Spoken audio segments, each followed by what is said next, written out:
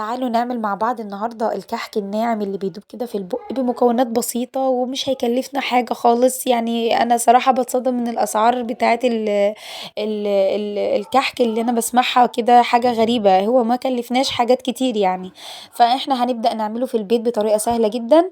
أول حاجة أنا هستعمل 2 كيلو دقيق، انت بقى استعملي الكمية اللي انت عايزاها. ال2 كيلو دقيق حطيت عليهم رشة ملح، يعني بمقدار نص معلقة شاي، تمام. وقلبتهم كويس وجبت باكو خميرة سليم، وبدأت ان انا اضيف عليه 3 معالق كبار من معالق الاكل سكر بودرة، ونص مع كوباية لبن، وقلبتهم مع بعض وسبتهم يخمروا. وكنت مجهزة نص كوباية سمسم محمصاه بمعلقة سمنة بلدي، وبدأت ان انا اضيف عليهم كيلو سمنة صافي، بس يكون سايحة على النار يعني تكون سخنة. تمام، ضفت الكيلو كله. وكمان علشان العلب السمنة دي ما بتبقاش كيلو صافي، فانا كملت الكيلو بالزيت. الزيت برضو بيبقى جميل قوي في الكحك، يعني ما تخليش السمنة تكون صافي، خلي برضو دخلي فيها يعني قيمة نص كوباية زيت، يعني كملي الكيلو بالزيت، تمام.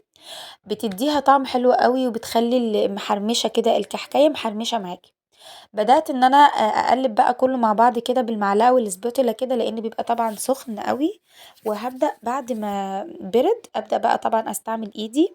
وقبل بقى ما استعمل ايدي هحط ريحة السمنة البلدي دي رهيبة، يعني كأنك عاملة الكحك بالسمنة البلدي بالظبط، تمام. هبدأ بقى ان انا ابسس حلو قوي العجينة معايا. وده اهم حاجة، ما اضيفش اي حاجة على العجينة الا لما اخلط المكونات مع بعض واتاكد تماما ان ما عادش فيه اي زيت. انا دلوقتي مش قادره اوصف لكم الريحه اللي انا حطيتها دي عامله ازاي. بعد ما بسست بريحه السمنه البلدي، والله العظيم بجد الريحه رهيبه، كانك حاطه سمنه بلدي صافي، مش حاطه اي حاجه تاني غيرها. وكمان الطعم بتحسي ان هو فعلا طعم السمنه البلدي. حتى المصانع اكيد مش بيعملوا بالسمنه البلدي، هم بيحطوا الريحه دي. فدي ريحه بتيجي من عند العطار، دي بمقدار 5 جنيه على ال2 كيلو، هتديها ريحة جامدة الصراحة. بعد ما اتأكدت ان خلاص ان انا بسست العجينة كويس، هبدأ بقى اضيف الخميرة، وهبدأ ان انا اقلبها تقليبتين كده محترمين الاول. يعني انا مش بعجن، انا يعني بلم العجينة. وهبدأ بقى استعمل اللبن.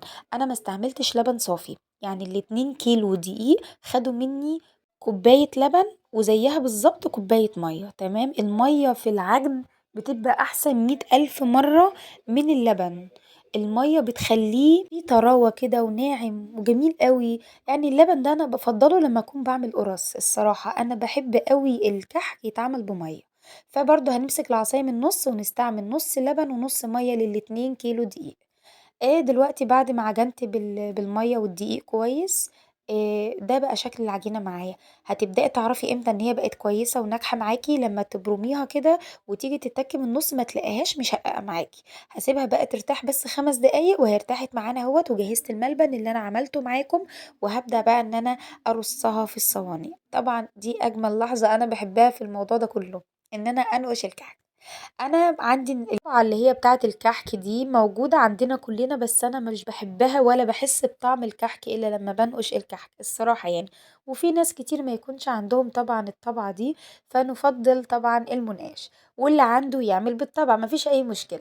بس الصراحة فرحة العيد كلها في النقشة بتاعة الكحك. هبدأ بقى ان انا اعمل الحجم اللي تحبيه. انا بحب الحجم يكون صغير ما يكونش كبير. يعني انا كورتهم كلهم وحشيتهم ملبن، وبدأت ان انا احطهم في الصينية. بس كل اللي انا هعمله ان انا هضغط ضغطة بسيطة جدا. لا، لما تبقى الكحكاية صغنونة كده على قد القطمة بالظبط بتبقى حلوة قوي، احسن ما تبقى كبيرة. وبرده دي حاجة ترجع لك انتي. هبدأ ان انا بقى ايه ابططهم كلهم كده، اللي هو التبطيطة البسيطة ده بيبقى احلى شكل. واجيب بقى المنقاش الجميل وانقش بقى. انا بحب انقش، يعني انا لما بنقش بيبقى ايه، بقعد افنن مع نفسي كده. بس انا عملت معاكم اكتر من رسمة، مش عارفة هي واضحة ولا لا معاكم في الاضاءة دي. بس صراحة عملت نقشات كتير حلوة وما شاء الله العجينة ناجحة. وعلشان ناجحة الكحكة طالعة النقشة زي ما هي فيها ما اختفتش يعني. مش ناعم قوي قوي للدرجة اللي هو اوفر، لا هو ناعم بس حلو. دي رسمة الوردة حلوة قوي برضو، بقعد افنن كده مع نفسي. لقيتها شكلها حلو قوي، خليتها في اول واحدة كده حطاها في الطبق شكلها جميل. ودي برضه رسمة تانية ورسمة تالتة، لأ هتفنّني، أنا باحب بقى المناقشة عشان كده، بنقعد نفنّن كده مع نفسنا. عملت أكتر من 5 نقشات أو 6 كمان مختلفين، وبدأت بقى إيه أخلّصهم كلّهم كده وأوريكم بقى الشكل النهائي بعد ما خلصت. وطبعا التسوية هتبقى على نار هادية، بس لازم يكون الفرن سخن، سواء فرن كهربا أو فرن غاز، لازم الفرن يكون سخن الأول. وبعد ما يسخن جامد هتبدأي ان انتي تحطيه على نار هادية، وتوطي النار من فوق ومن تحت تخليها شمعة.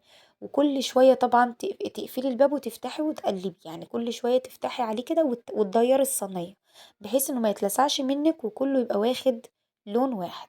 تمام.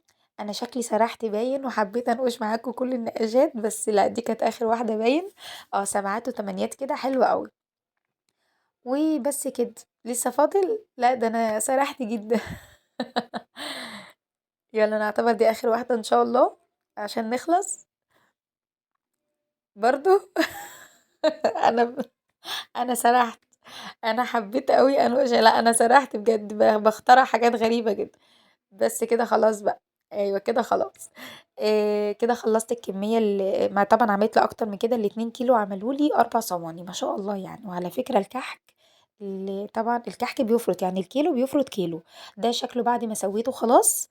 وطبعا الطعم تحفة. انا يعني انا صايمة، ما كنتش انا عاملاه بالنهار فما قدرتش ان انا ادوق معاكم للاسف.